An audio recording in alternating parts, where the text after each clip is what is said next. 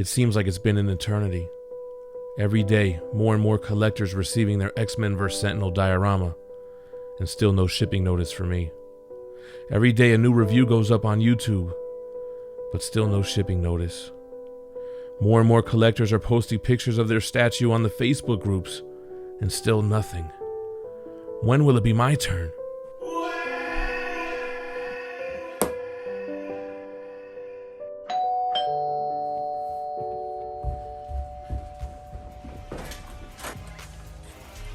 Finally. That's right, everybody. The X-Men vs. Sentinel Diorama #1 by Iron Studios is finally here. Man, I was the last one to get this one in, but I am so happy to unbox it for you guys today. Before we jump into that, make sure that you're subscribed to the channel, hit the notification bell so you don't miss a video, and we are giving away a Spider-Man Premium Format statue once we hit 125,000. You can see him in the back left corner right there. Stay tuned until the end of the video, and I'll give you more details on how to enter. But for now, you've seen both art boxes, you've seen the styrofoam boxes spinning. Let's get these bad boys on the floor and get to the unboxing.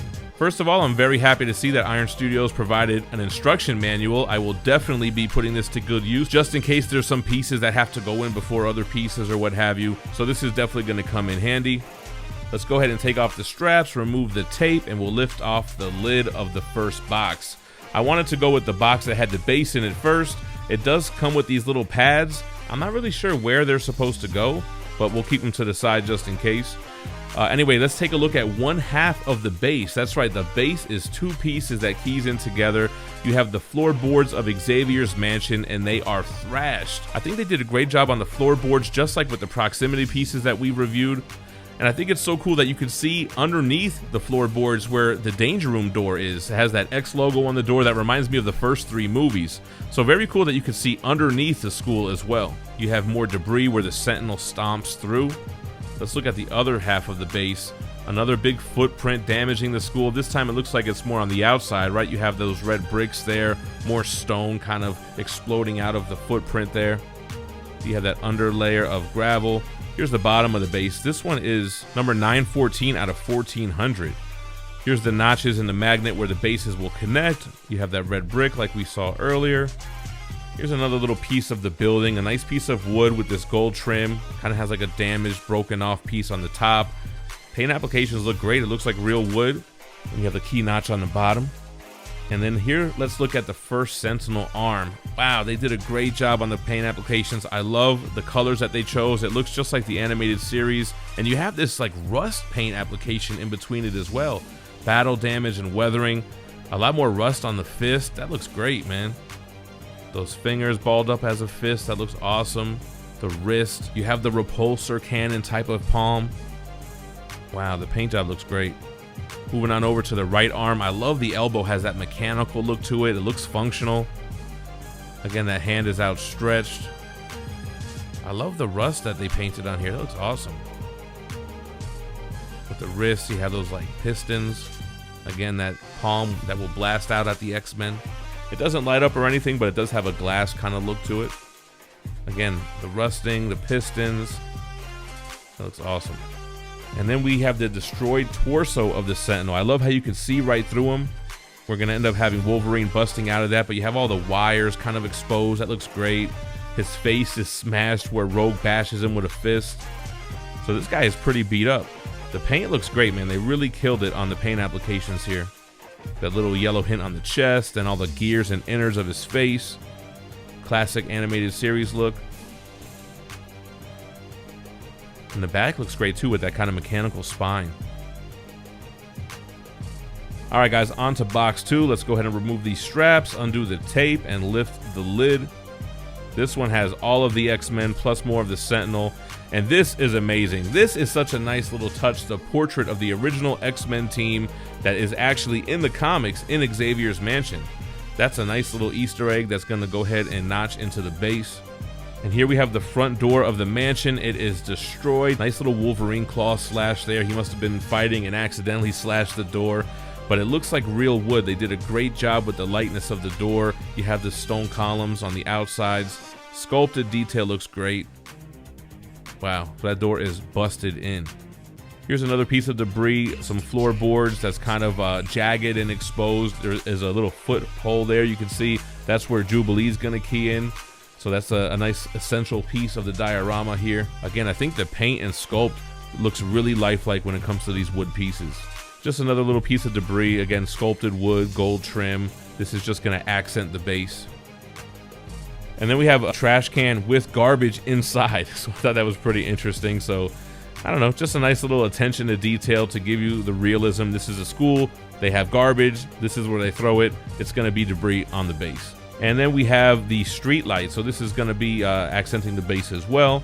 It looks great. I mean, it looks like what you would expect out of a street light. I like the kind of glass look that they used for the material here. It looks realistic.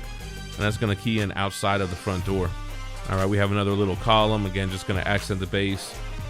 Same as everything else with the wood and the gold trim. And then another column, but this one is broken kind of at the base here. I think they did a great job on the texture on the inside of the wood as well. This one has a little peg and it'll key in the base. Now to the Sentinel leg, same great paint applications with all that rust and those metallic dull blues and pinks. The mechanical look of the knee, that looks great. The weathering, the dirt on the foot, all the panels and those bolts. Great job on the sculpt and the attention to detail on the Sentinel piece. This leg has like the crotch area that'll key into the other leg.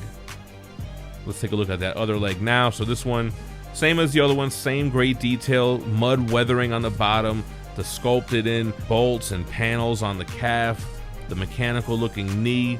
You have the thigh with those wires on the inside, and that'll key into the other leg that we just saw. Now, if you flip this one around, this one actually has a keyhole where Cyclops optic blast is gonna key into, so pretty cool there. We have some shoulder pads for the Sentinel. The weathering looks great. Look how much rust on the inside of that bolt. Awesome. It really pops and gives contrast to the Sentinel as well.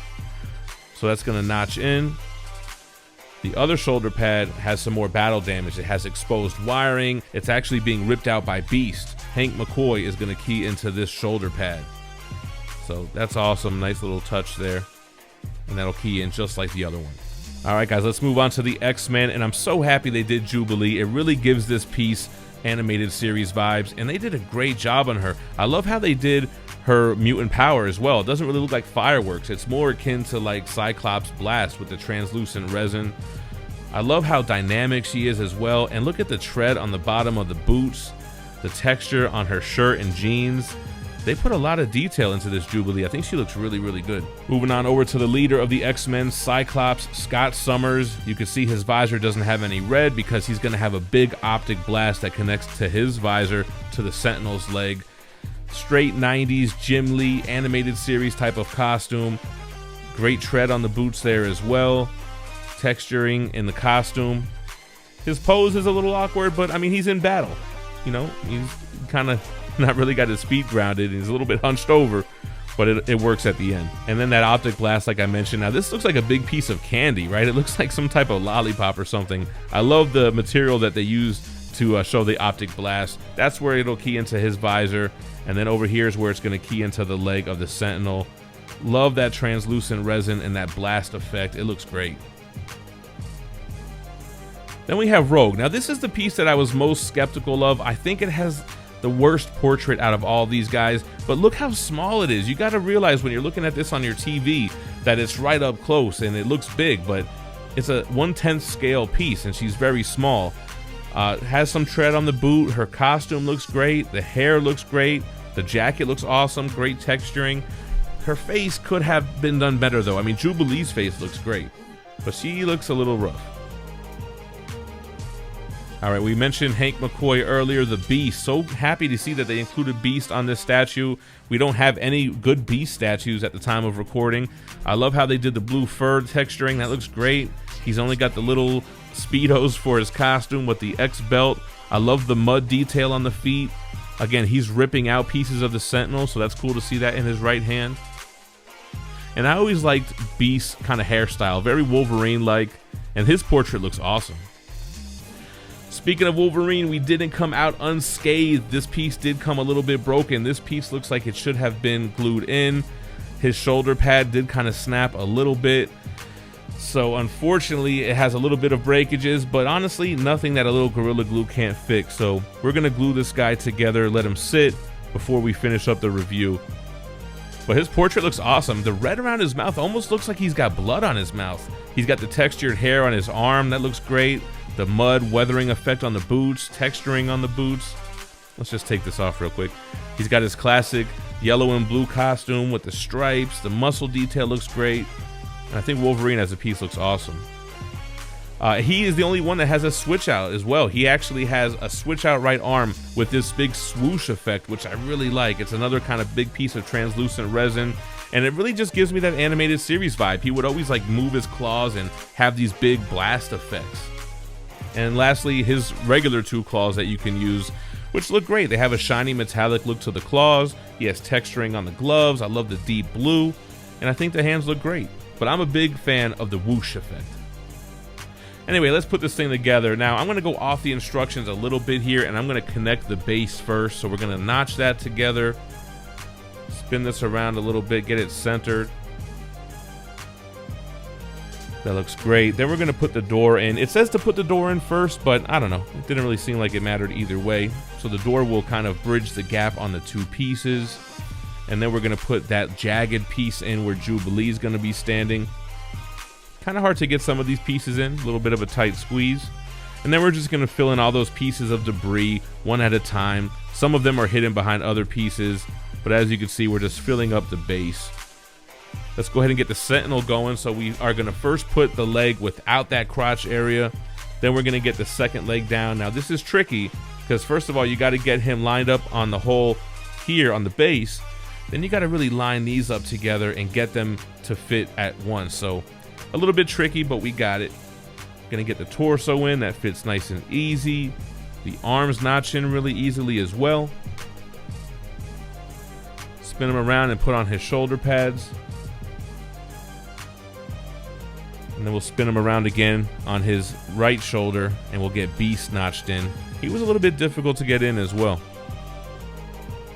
Let's go ahead and get Rogue. She'll key into his chest and her hand kind of punching his left jaw. And then coming out the center, blasting through, we're going to go ahead and key in Wolverine. Sticks out pretty far, actually. And right now I have his regular hands in there. But like I said, we got to switch that out, get that swoosh effect. We're going to put Jubilee on the side here. She kind of leans back a lot, but she's kind of going back and blasting. Speaking of blasting, going to put that optic blast into the leg. Going to key Scott on the base here and line it up with the blast. And boom. There we have it, guys. Wow, guys, I don't think I've ever said this in a statue review, but I think this is the best statue that I've ever unboxed. I mean, it's just hitting so many things on the checklist for me. Nostalgic characters that I grew up with and love. A huge presence that stands over 35 inches tall. It's about 35 inches wide as well. I think about 16 inches deep.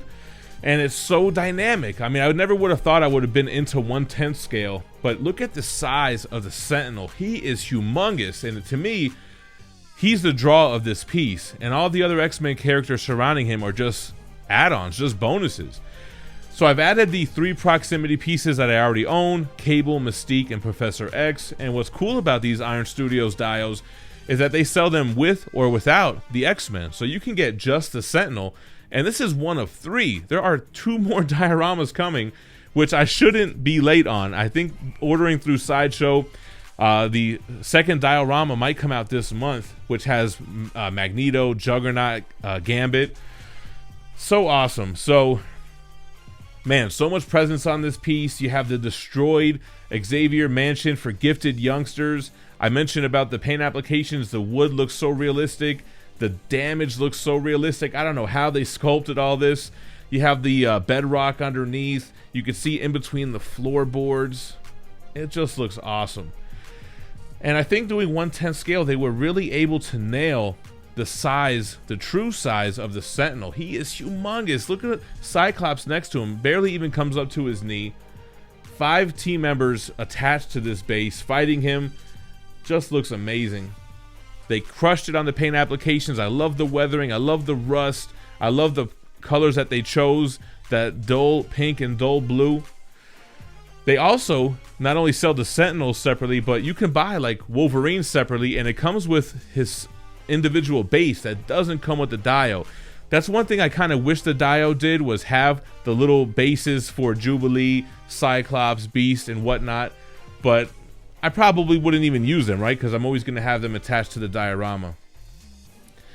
Comes at a pretty steep price tag, $1,700 for the Dio. These individual pieces range anywhere from like 150 to 250 or so, and there are a ton of them. There's a ton that I still need to order, like Pyro, Silver Samurai, the Blob, a lot of obscure characters that we don't have in quarter scale. So happy with this piece. I gotta thank Iron Studios for making these dioramas. I definitely don't regret selling my quarter scale X-Men line, because I'm going to build up this Sentinel, 3 Sentinel diorama in place of that. Guys, let me know what you think about the Sentinel diorama by Iron Studios in the comments down below. Like I said, we're doing a giveaway for that Spider-Man Premium Format exclusive once we hit 125,000 subscribers. All you got to do is be subscribed to the channel and comment on this video and any other video where I promoted the giveaway. Because once we hit the milestone, we'll go live on a Sunday like we normally do, pick a random video where I promoted the giveaway, and use a random YouTube comment generator to draw a worldwide winner. In addition to subscribing, if you guys want to support the channel in other ways, check out our partners at thatspidermanbooth.com. You can use the code GEMMINT to save 10 bucks off of their $30 mystery box as a one-time use per customer. They always have a nice giveaway prize that'll be in one of the boxes for the round. Or their sister company, Street Level Hero, who have exclusive variants with drops every Tuesday and Thursday. Use that same code to save 10% on any item on the store and anytime you shop there. Both of those are a great help to the channel, besides you just watching and being a subscriber. Don't go anywhere. Make sure to check out my other statue unboxing and reviews, and hopefully we'll get the second Sentinel diorama in this month. Thanks for watching. Stay minty fresh, and I'm going to leave you with a 360 of this guy. Peace.